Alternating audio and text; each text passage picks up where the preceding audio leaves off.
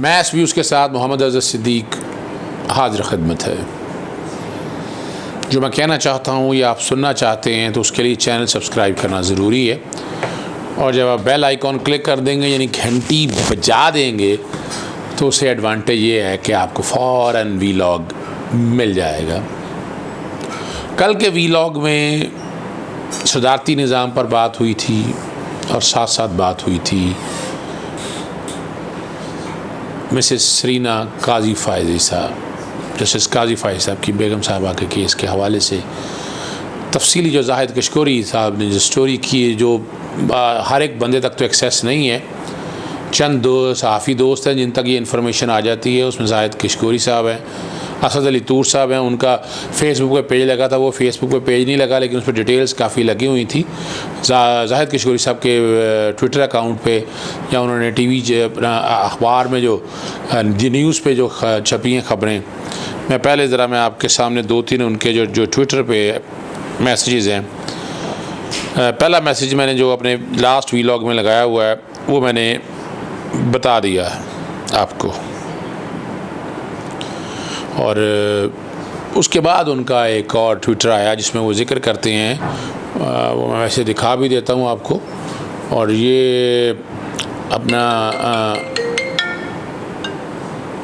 दिखा भी देता हूँ मैं आपको, और ये साथ कोशिश करूँगा कि साथ ये क्लिप ये रन भी करे। FBI team served 2 more notices on Sarina Issa. Tax authorities sent notice to her under section 122 within bracket 9 and 111B seeking explanation on her entire income generated from 23 canals, agri land, rental income, selling 2 houses in Clifton, and income on her 38 years service.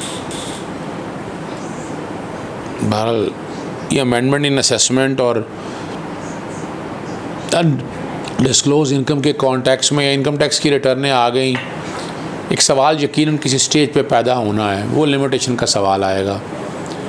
तो ये ज़रा बड़ी intelligently income tax office वालों को जवाब इसका देखना है कि एक तो टाइम बार्ड के कॉन्टेक्स्ट में चीज़ें ये सारी सामने आनी है, और एक उनकी इंक्वायरी होनी है पूरी इस हवाले से कि ये एसेट्स डिक्लेयर किए थे या नहीं किए थे। अभी तक तो इनकम टैक्स की रिटर्न में ऐसी चीज़ कोई सामने आई नहीं।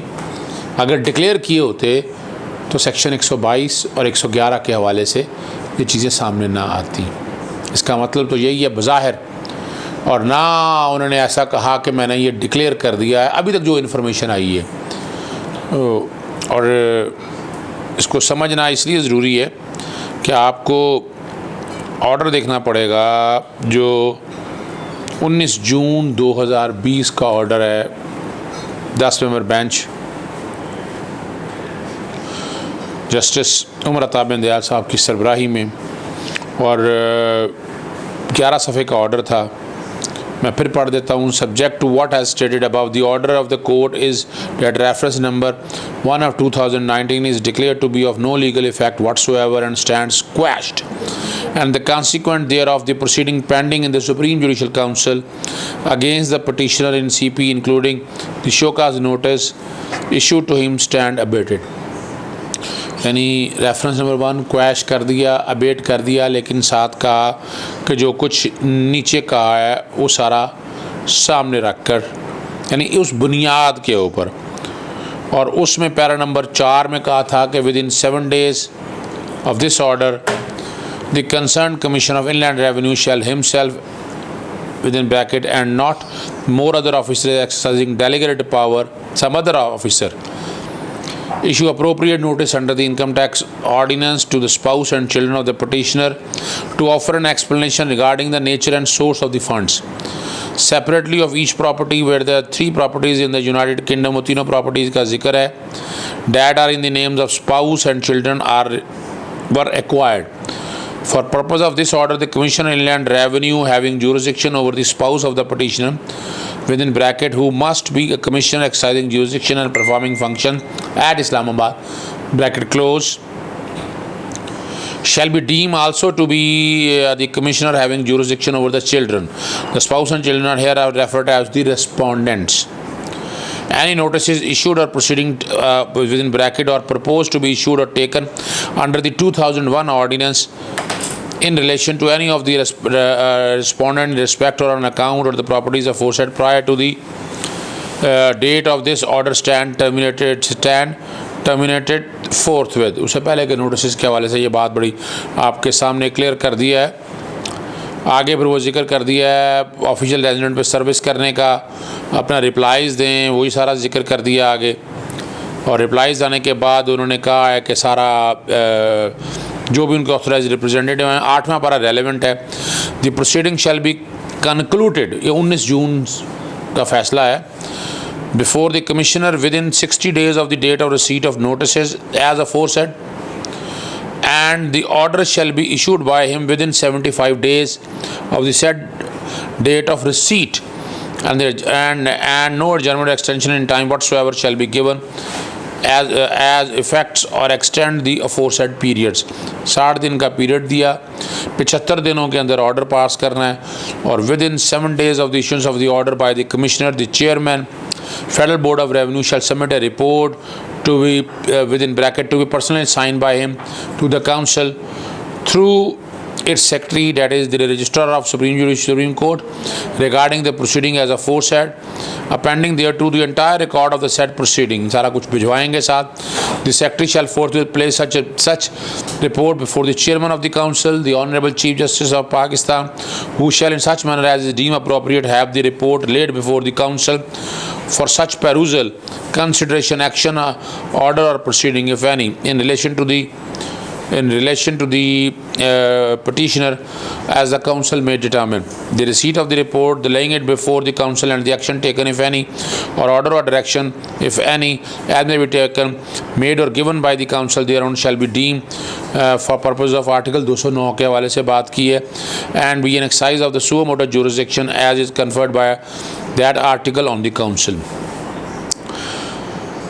If within 60 days from the date of this order no report as aforesaid is received by the secretary from the chairman, FBR, he shall inform the chairman of the council accordingly, and shall, if so directed by him, write to the chairman, FBR, requiring an explanation as to why the report has not been received. If the reply of the report is filed, the matter shall proceed in term of para 9 here and above.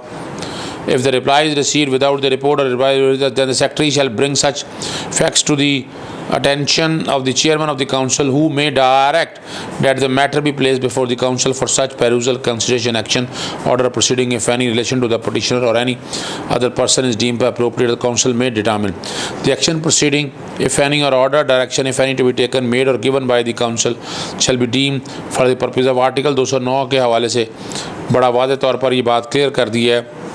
या और आगे जो चीज़ clear करने वाली है ना, for the removal of doubt, it is clarified any of the proceeding under the those ordinance as here and above contemplated on the one hand and before the council in term of para 9 और 10 here and above on the other, कि वो अलहदा होंगे, उसका ताल्लुक नहीं होगा, are distinct and separate from each other accordingly.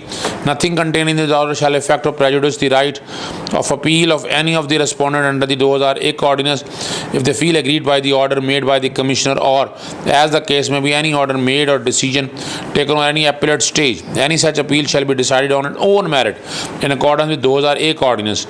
At the same time, and needless to say, the consideration by the council or any matter placed before it under either para 9 or 10 hereinabove shall not be affected by the filing or pendency of the appeal as aforesaid, but the council may, if it deem appropriate, notice shall such appellate proceeding or orders decision, and may for the purpose of only of the matter before it, may such order or give such directions in relation thereto as it deem appropriate। मुख्तसरन बताता चलूँ कि ये proceeding जितनी भी income tax office के दरमियान होंगी वो अपने मुताबिक चलेंगी, उनका कोई ताल्लुक़ नहीं होगा सुप्रीम जुडिशल काउंसिल की हेयरिंग का।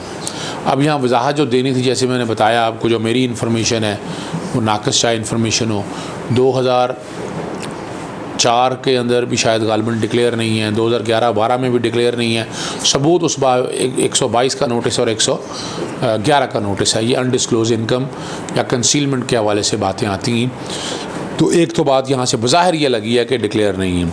फिर वो जो उनका कहना था कि मेरी इतनी प्रॉपर्टी थी, एग्रीकल्चर इनकम आती थी, एग्रीकल्चर इनकम भी डिक्लेयर करनी थी, आपने डिक्लेयर नहीं किया, वो बाद में एग्रीकल्चर इनकम ऐड हो नहीं हो सकती है। रेंटल इनकम अगर कोई थी, रेंटल इनकम आपको सारी इनकम टैक्स के सालों में डिक्लेयर करनी थी, जो आपने डिक्लेयर गालबन नहीं की है, या गालबन नहीं की है मेरा बेगम जस्टिस काजी फाइज़ साहिबा ने। और दूसरा जो उनकी सैलरीज थी, सैलरीज की इनकम तो रिटर्न डेफिनेटली आती रही है। वेल्थ स्टेटमेंट्स के पोजीशन से सारी चीज़ें वो सामने आनी है।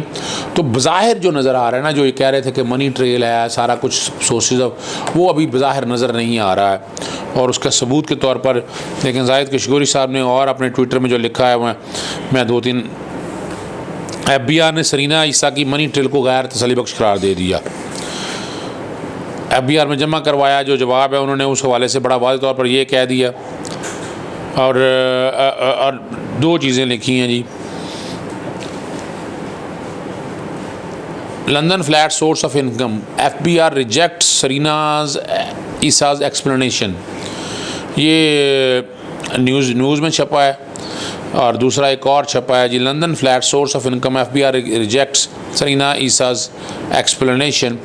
इसी में उन्होंने दूसरे में ये लिखा है, FBI reject Sarina Isa's explanation, tax authorities found that the money trail provided by the wife वीजा is full of discrepancies, move that apparently suggest legal trouble for her husband might aggravate in near future.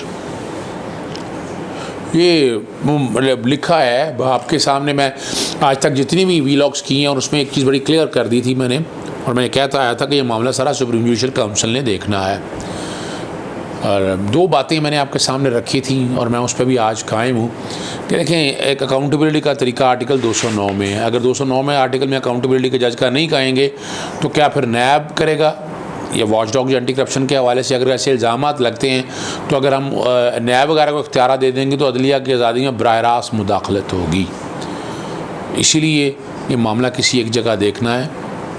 Time अब लगा, supreme court ने ये भी कह दिया, और appeal और जितनी प्रोसीडिंग पेंडिंग अगर होंगी भी इनकम टैक्स के हवाले से, और वो यकीनन इस पर वो टेक्निकलिटीज़ में लिमिटेशन का पॉइंट लेंगे कि 5 साल से आगे हो नहीं सकती है, तो अगर ये लिमिटेशन के पॉइंट और ये सारे पॉइंट रखेंगे तो केस बज़ाहिर मेरी नज़र के मुताबिक अपना ही केस ख़राब होगा कि आपके पास वजाहत थी तो वजाहत देनी चाहिए थी, साफ़ और शफाफ तरीके से एक चीज़, बजाय ये अब उसी में मिसाल इल्ज़ामात लगाते रहे। यानी ये बाकायदा मैंने नहीं, ये इन्होंने ही लिखा है, जाहिद किशगोरी साहब ने ही, उन्होंने लिखा है कि यहाँ FBI continue to act on the behest of member of PTI and MQM Anwar Mansoor and Waheed Dogar. अब ये नाम लेके जी, Sarina Issa is said to have informed tax authorities. It shows FBI double standard, and she trusts FBI would not be forgettable of accountability that we all face in here and after she informed FBI. अब ये सारी चीज़ें जो हैं, अब नाम जो आगे भी लिखे हैं, Sarina Isa is also sought returns detail of prime minister Imran Khan, Mirza Shahzad Akbar, Farooq Naseem, Mansoor Khan, Ashfaq Ahmed and Abdul Dogar and their respective spouses and children. She submitted her request with FBI the other day, sources said. अब ये सारी टेक्निकलिटीज़ और ये चीज़ों का बड़ा सिंपल सा एक बड़ा देखे ना, जो ज़राए होते हैं वो ज़राए सारे पता होते हैं। मैंने कोई जायदाद अगर ख़रीदी है तो उसके ज़राए आपके पास होने चाहिए, सोर्सेज ऑफ इनकम होनी चाहिए, वो सारा कुछ आप डिक्लेयर कर दें, आप बता दें। बजाय ये हम इतने अरसे से हम 13 माह गालबन ये सारी इन्फॉर्मेशन जितनी भी अगर सीधी सी इन्फॉर्मेशन थी तो इन्फॉर्मेशन आनी चाहिए थी। इनकम टैक्स रिटर्न्स के अंदर पब्लिक ऑफिस होल्डर हैं, अगर वो पढ़ाती रही हैं, प्रोफेसर साहबा हैं, उस्तानी साहबा हैं, तो उन्होंने यकीनन ये रिटर्न सारी में डिक्लेयर, लेकिन रिटर्न अभी तक वो सामने नहीं आ सकी डिटेल, हम ये ढूंढते ही रह गए या हम देखते ही रह गए। इसके मैं कोशिश करूँगा कि वही शहजाद भट्ट के साथ एक स्पेशल वीलॉग इस कॉन्टेक्स्ट में कर दूँ, चूँकि लेटेस्ट डेवलपमेंट्स हैं, लेटेस्ट चीज़ें सामने आई हैं, तो उन चीज़ों पर आम आदमी को समझ आ जाना चाहिए। सुप्रीम कोर्ट का ऑर्डर आपके सामने इसलिए पड़ा कि सुप्रीम कोर्ट ने भी एक मौका दिया था कि आप सोर्सेज ऑफ इनकम अगर आपकी हैं, अब आज आके आप कहेंगे कि ये मेरी सोर्स है, तो उस वक्त आपने डिक्लेयर क्यों की? तो उस वक्त अगर आप नहीं दो तो कंसील किया आपने, अनडिस्क्लोज इनकम है। अब अनडिस्क्लोज इनकम अगर मैं आज इनकम टैक्स रिटर्न में डिक्लेयर कर दूं और मेरी तरफ कोई असेसमेंट हो भी जाए तो ये तो बेनामी के हवाले से अब आएगा मामला, क्योंकि इनकम टैक्स डिपार्टमेंट ने बेनामी तो देखनी नहीं है। अब इनकम टैक्स डिपार्टमेंट इस वक्त बेगम सरीना ईसा के हवाले से मामला देख रहा है, और ये जब अपने पूरे फैसले में मेरा जहाँ तक ख्याल है वो इस तफसीलात लिखनी चाहिए उनको इनकम टैक्स के हवाले से कि ये इनकम टैक्स रिटर्न्स में जब फाइल की गई ऐसी कोई चीज़ डिक्लेयर नहीं की गई, कोई बताई नहीं गई है, ना वेल्थ स्टेटमेंट में दी गई, ना रिटर्नों में दी गई है। और जो दिन 2 सालों की रिटर्नों का वो जिक्र करती हैं, असद अली तूर साहब का जो उन्होंने लिखा है उसमें अपना, वो मैं दिखा देता हूँ वैसे आपके सामने, ये ज़रा देखिएगा। ये बस सिर्फ आपके सामने थोड़ा सा दिखाने के लिए कि ये सामने रखा है आपके। अब इसमें मैं बाकी तो नहीं मैं पढ़ता। समा डिजिटल के पास मौजूद मिसेस सरीना ईसा के FIR को चौथे जवाब की एक्सक्लूसिव कापी, अब एक्सक्लूसिव कापी है, हर एक के पास नहीं है। अब पता नहीं इनके पास कैसे पहुंच जाती है, अल्लाह ही बेहतर जाने। और एहलिया जस्टिस काजी फ़ायज़ ईसा के मीडिया को जारी किया गया बयान करने में अहम मोड़ की निशानदेही करता है। मिसेस सरीना ईसा के जमा गए बयान से मालूम होता है कि FIR ने पहले उनकी जमा कराई गई आमदन को तस्लीम करने से इनकार किया, और बाद मिसेस सरीना ईसा ने आमदन के मज़ीद ज़राए वजाहत के साथ जमा कराए तो FIR ने आमदन और असासों की कीमत में फ़र्क की निशानदेही कर दी। अब इसी में आगे वो जिक्र करते हैं, मिसेस सरीना का ईसा का कहना था कि ना तो सरकारी मुलाजमा ना ही अवामी दफ्तर रखती हैं, बल्कि काम नौकरी पेशा शहरी हैं, जिन्होंने पिछले 2 साल में बेतरतीब 8,09,970 रुपये और 5,76,540 रुपये टैक्स अदा किया। अब ये 2 सालों की आमदन है। रिटर्न जो जिक्र हम करते हैं अब्दुल वहीद साहब के साथ भी, एडवोकेट अब्दुल वहीद साहब वही शहजाद के साथ जब जिक्र किया था, तो ये 2018 और 2019 की रिटर्न गालिबन 2020 में दाखिल की थी, लेट दाखिल की थी उन्होंने, और वो बाकायदा उन्होंने सर्च भी की थी और ये सारा बताया था। तो ये बुनियादी तौर पर एक इंटेलिजेंट मूव थी कि अपने आप को असेसी डिक्लेयर करके ये सारी चीज़ों को, लिमिटेशन का पॉइंट बज़ाहिर जो आने पता नहीं करते हैं या नहीं करते।